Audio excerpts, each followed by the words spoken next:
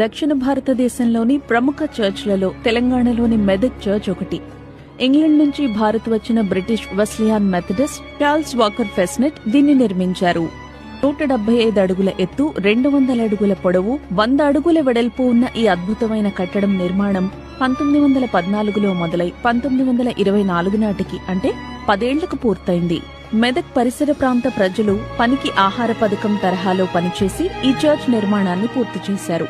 1924లో Christmas రోజున ఇక్కడ మొదటిసారి ప్రార్థనలు జరిగాయి. ఈ చర్చ్ నిర్మాణమంతా గోతిక్ శైలిలో ఉంటుంది.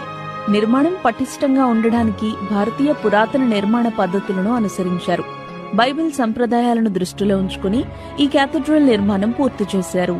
ఈ చర్చ్ కి ఎన్నో విశిష్టతలున్నాయి. ఈ 3 కిటికీల గాజుపై వేసిన యేసుక్రీస్తు జీవిత చరిత్ర పెయింటింగ్లు వాటిలో ఒకటి. ఈ క్యాథడ్రల్ ను రీసౌండ్ రాని రీతిలో విభిన్నంగా నిర్మించారు. మెదక్ చర్చ్ లో 5,000 నుంచి 6,000 మంది ఒకేసారి కూర్చుని ప్రార్థనలు చేసుకోవచ్చు. ఇక్కడి పైప్ ఆర్గాన్ అందరినీ ఆకర్షిస్తుంది.